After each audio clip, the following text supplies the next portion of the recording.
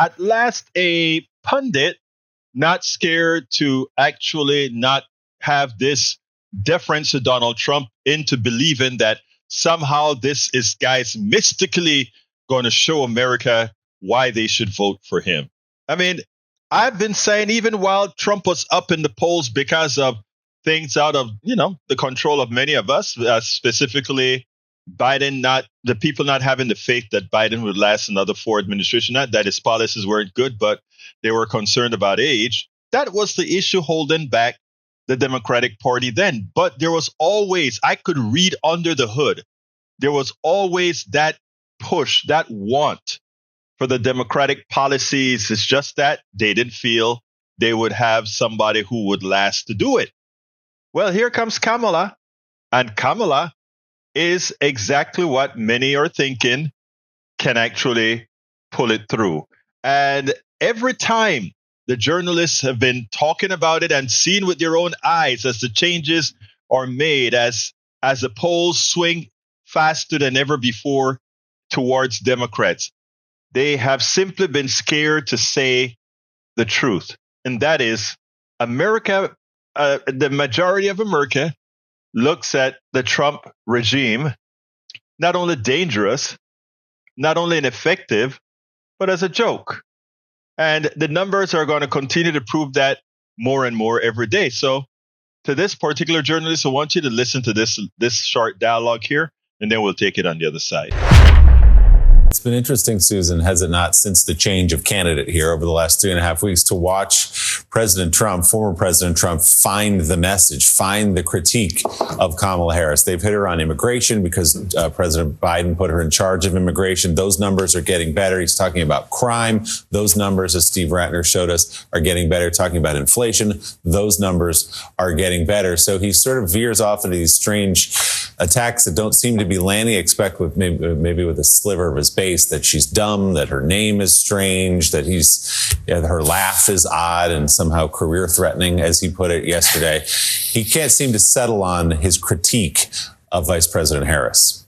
Here's what I think has been the fundamental change since the Republican convention ended. When the Republican convention ended, this election seemed to be Trump's to lose.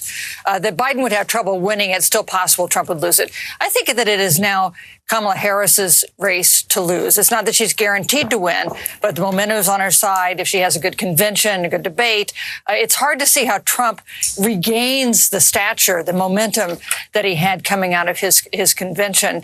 And so the outcome's certainly not determined. This race continues to be very close. But everything from the movement we've seen in the polls to the inflation numbers today are helpful to Kamala Harris in her effort to win in November. She's absolutely right. At this point in time, it is now a race for Kamala to lose. Because if she follows the pattern, she not only wins, but she wins in a landslide. I have been saying this for over a year now. All Democrats have to do is not be fearful of the policies they support, of the policies that progressives in their realms support. Because as you will see, these are the policies America say that they want. They poll test perfectly. And if whenever the other side try to make it look like you liberal, you're big spender or whatever, be ready to point out the statement of fact. Sometimes it means you're going to have to go against several major corporations that are paying these guys to work on policies that are anathema to the well-being of Americans, but you got to do it. The popular vote, the vote of the people, are with you if you follow the policies, if you don't try to be Republican light, if you don't try to be MAGA light, if you don't try to be conservative light.